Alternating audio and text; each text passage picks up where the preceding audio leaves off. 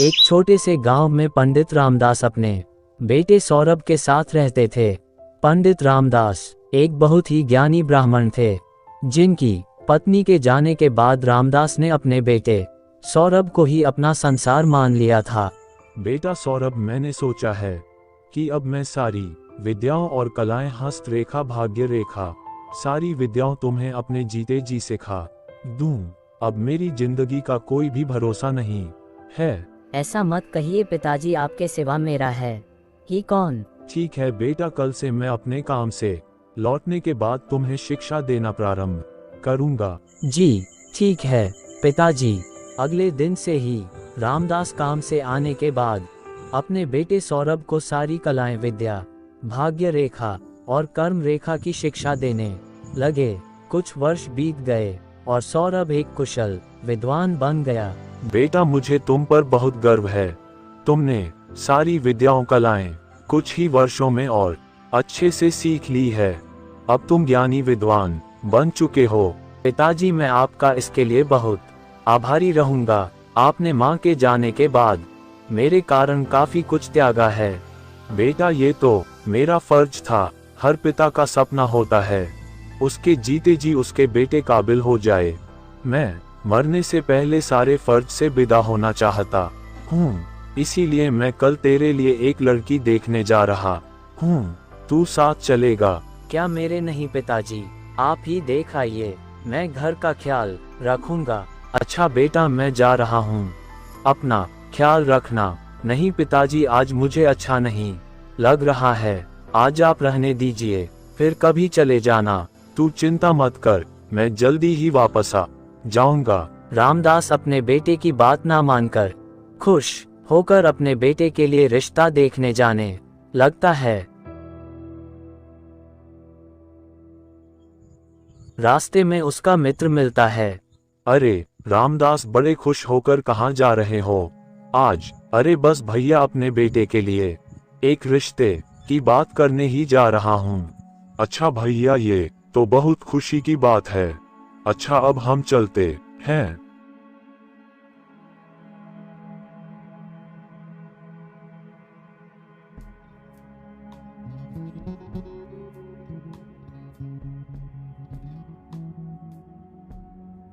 अरे सूरज, जल्दी जाओ, मेरे बेटे को बुला कर लाओ। उसका मित्र भागता हुआ सौरभ को बुलाने जाता है। पिताजी, आज सुबह ही मैंने आपको जाने से मना किया था, परंतु आपने मेरी एक ना मानी। मैं अभी वैद्य जी को बुलाकर लाता हूँ। ठहरो सौरभ बेटा, इतना समय मेरे पास नहीं है। मेरी बात ध्यान से सुनो। जो विद्या मैंने तुम्हें दी है, उनका अच्छे कामों में ही उपयोग करना। तुम्हारा ज्ञान ही तुम्हारी संपत्ति है।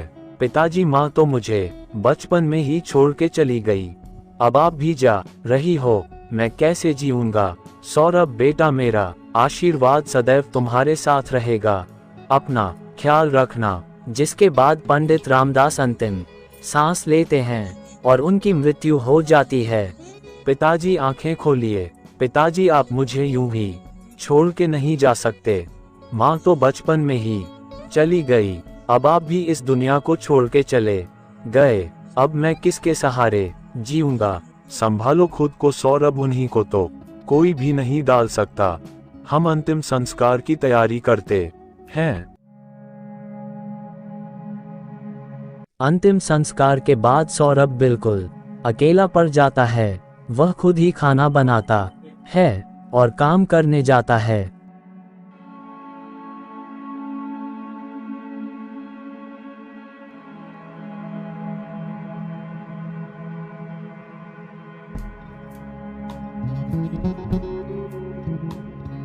उसके बाद शाम को वह हारा थका हुआ आता है और खाना बनाता है।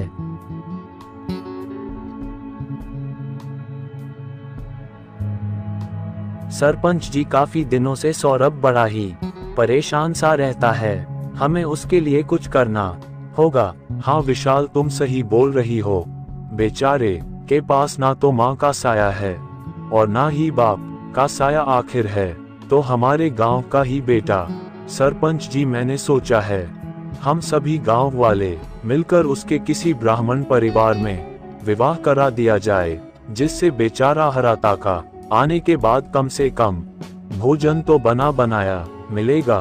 ठीक है, तो तुम उसके पास जाकर पूछो वह विवाह करना भी चाहता है या नहीं। अरे सौरभ बिटवा, हम तुम्हारी मदद करना चाहते हैं, तुम्हारा विवाह कराकर आखिर तुम भी तो हमारे ही गांव के बेटे हो, और वैसे भी तुम्हारे पिता के हमारे ऊपर कई एहसान है। क्या हम तुम्हारा विवाह कराने की बात करें? ठीक है चाचा जी, जैसा आपको ठीक लगे वैसा ही कीजिए। गांव वालों ने उनकी स्थिति देखकर उसकी शादी एक योग्य ब्राह्मण लड़की से करवा दी, जिसका नाम खुशी था। वह न केवल सुंदर थी बल्कि समझदार और संस्कारी भी थी। मैं आप लोगों का सदैव आभारी रहूंगा, क्योंकि आप लोगों ने मेरी जिंदगी की नई शुरुआत की है। मैं आप सभी गांव वालों का एहसान कभी नहीं भूलूंगा। अरे कोई बात नहीं बिटवा, तुम तो हमारे बेटे जैसे हो। सौरभ, आज से तुम अपनी घर गृहस्थी ही संभालो। माँ पिताजी, आप जिस भी जगह हो हमें आशीर्वाद दीजिए, क्योंकि मैं आज अपनी जिंदगी का नया अध्याय शुरू करने जा रहा हूँ। पिताजी, आपकी दी हुई विद्याओं का मैं अच्छे कामों में उपयोग करूँ और अपनी जिंदगी को सार्थक बनाऊं। हम दोनों को आशीर्वाद दीजिए। वह शादी के बाद दोनों खुशी खुशी रहने लगी। खुशी अब सा घर का काम संभाल लेती है और सौरभ बाहर पंडिताई करता है। दोनों खुशी थे, परंतु एक दिन उनके घर एक संतान का जन्म होने वाला था।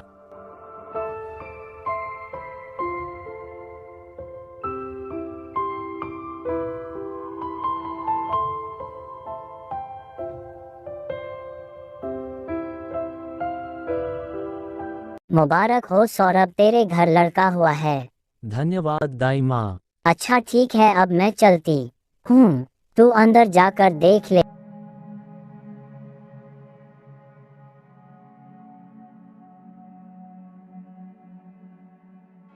सौरभ बच्चे के पास जाता है और उसे सफेद कपड़े में उठा लेता है। अरे आप बच्चे को कहाँ ले जा रहे हो? वह अभी बहुत छोटा है, उसे बाहर मत ले जाए। अरे तुम चिंतित मत हो, मैं अभी ही आ जाऊंगा, तुम तब तक आराम करो, मेरा जाना अत्यंत ही जरूरी है। इतना कहकर वह अपने पुत्र को बाहर ले जाता है और चलते चल वह एक नदी के पास पहुंचता है। सौरभ ने बच्चे को 3 बार पानी में डुबकी लगवाई और फिर उसके कान में कुछ मंत्र बोला, जिसके बाद बच्चा बोलने लगा। अरे कहा बताओ, मैं आपका कर्जदार हूँ या आप मेरे कर्जदार हैं? और यह भी बताओ कि मेरा आप पर कितना कर्ज है? आप पर मेरे 50 रुपए उधार है। आपने मुझसे एक जन्म में पैसे उधार लिए थे और बिन चुका ही मर गए, उसे ही आपको लौटाना है, उसी को लेने में आया हूँ। क्या अब हमारा हिसाब किताब पूरा हुआ? जी हाँ, अब हमारा हिसाब किताब बराबर हुआ। इतना सुनने के बाद अर्जुन ने उसके कान में एक मंत्र बोला और उसे गंगा में प्रवाहित कर दिया, जिसके बाद वह अपने घर चल दिया। सुनिए, आप हमारा पुत्र साथ लेकर गए थे और अब आप खाली हाथ आए हो। हमारा पुत्र कहाँ है? मेरी बात मानो, उस बालक का हम पर कर्ज था। यदि मैं ऐसा नहीं करता तो बाद में वह हमें रुला कर चला जाता, फिर हमें कितना दुख होती अंदर से टूट चुकी थी।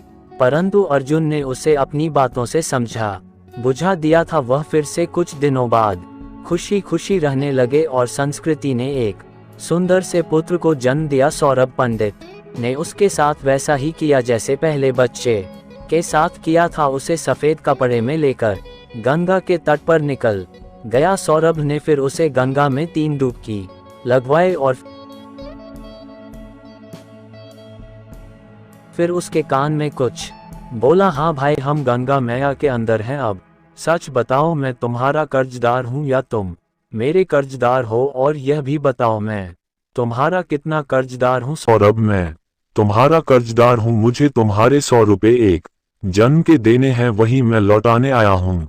भाई, हम गंगा मैया के अंदर खड़े हैं और हाँ, मैं तुम्हें वचन देता हूँ, मैं तुम्हें अपने सारे कर्ज से मुक्त करता हूँ। अब तुम्हारा और मेरा हिसाब बराबर हुआ।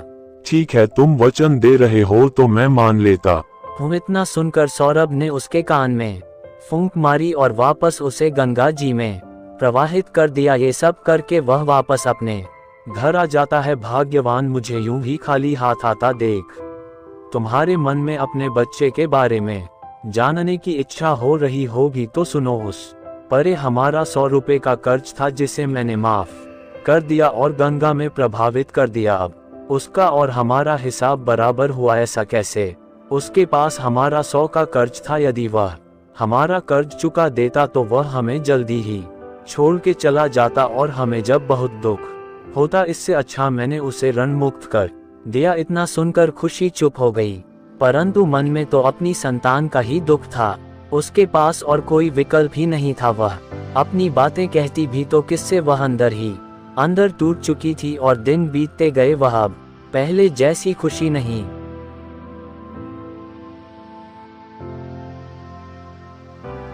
रहती। अरे बेटा, क्या बात है? कई दिनों से देख रही हूँ तू बहुत दुखी रहती है। और तेरे 2 बच्चे कहाँ हैं? माँ जी अब आपसे ही क्या छुपाना। वह अपनी सारी बातें बुढ़िया से छुपा नहीं पाती और अपनी सारी ही बातें बुढ़िया को बता देती है। देख बेटा, खुशी यह तो बहुत गलत हुआ। तू मेरी बात मान कर तू मेरे साथ राजा के पास चलना। वह बहुत दयालु है। राजा सबकी बात सुनते हैं। तू उन्हें अपनी सारी बातें बता देना। ठीक है माँ जी। अगले दिन सौरभ अपने काम पर चला गया और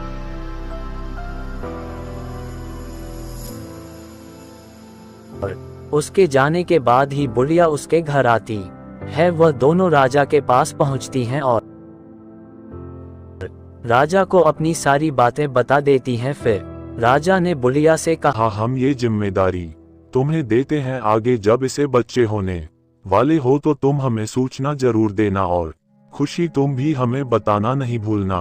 तुम इस बुढ़िया के हाथ ही हमें संदेशा भिजवा देना। आगे का हम सब देख लेंगे। राजा की बात सुनकर वह उम्मीद के साथ अपने घर चली जाती है। बेटा अब तू चिंता मत कर। जब तू बच्चे को जन्म देने वाली होगी तो मैं राजा को खबर पहुंचा दूंगी। वह तो अपने बच्चों के लिए बहुत ही दुखी रहने लगी, परंतु सौरभ को थोड़ा भी दुख नहीं था। वह जो भी कर रहा था अपने भविष्य को सोच कर रहा था। सौरभ अपनी पत्नी का अच्छे से ख्याल रखने लगा और वह सारे गम भूलने लगी। कुछ दिन बाद उसकी पत्नी माँ बनने वाली होती है। सुनिए, आप माँ जी को मेरे पास छोड़कर दाई जी को बुला लाइए। सौरभ बुढ़िया से कहकर दाई के घर बुलाने जाता है। माँ जी आप राजा को खबर कर दो, इसीलिए मैंने सबसे पहले आपको ही बुला लिया। बुढ़िया जल्दी जल्दी जाती है और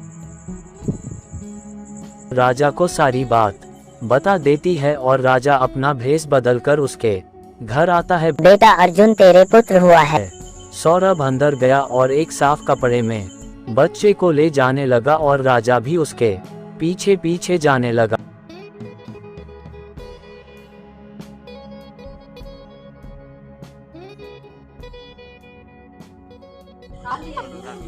छाए लेके चल जाए, घाम लगे